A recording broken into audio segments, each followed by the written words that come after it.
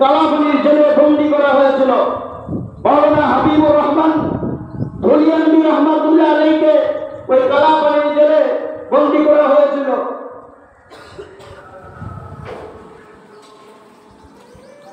এবং আরো অনেকেই অমানবিক অত্যাচার নির্যাতন সহ্য করেছিলেন। মালদার জেলে শাইখুল হিন্দ মাওলানা মাহমুদুল হাসান দেওবন্দি রহমাতুল্লাহ আলাইহি 4 বছরের কারাবাস ছিল এক অনন্য দৃষ্টান্ত। মাওলানা শাইখুল ইসলাম হুসাইন আহমদ মাদানী খিলাফত আন্দোলনে ভারতের স্বাধীনতা এবং সাম্প্রদায়িক ঐক্যের এক অগ্রদূত। মাওলানা শাইখুল হিন্দ মাহমুদ হাসান দেওবন্দি রহমাতুল্লাহ আলাইহি রিজভী রোমাল আন্দোলনের মস্তিষ্ক ছিলেন। মাওলানা আবুল কালাম আজাদ স্বাধীনতা সংগ্রামী শিক্ষাবিদ ও স্বাধীনতার আদর্শ প্রচারক ছিলেন। প্রিয় দেশবাসী, স্বাধীনতার আসল মূল্য তখনই পাওয়া যায় যখন আমরা ইতিহাস ভুলে না যাই। মুসলিম নেতৃবৃন্দ আলেম উলামাদের রক্তের বিনিময়ে আমরা যে আজ স্বাধীনতা উপভোগ করছি তা রক্ষার দায়িত্ব আমাদের সবার।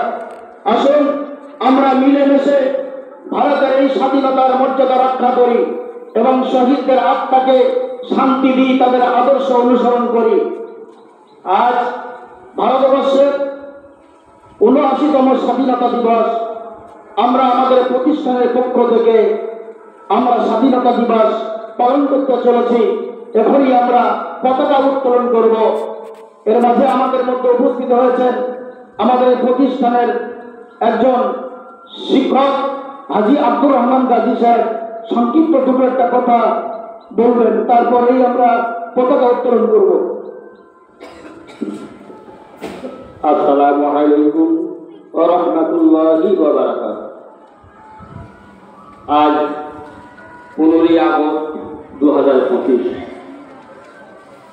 আমরা বিগত দিন ভারতবর্ষ স্বাধীনের কথা শুনেছি। আমরা জেনেছি ইতিহাসের পাতায় 1947 সালে 15ই আগস্ট এইরকম দিনে ঠিক রাত 12টার সময় ভারতবর্ষ স্বাধীন হয়েছিল। অর্থাৎ ভারতবর্ষ পরাধীনতার হাত থেকে, ইংরেজ সাদা কুকুরের হাত থেকে ভারতবর্ষ মুক্তি লাভ করেছিল।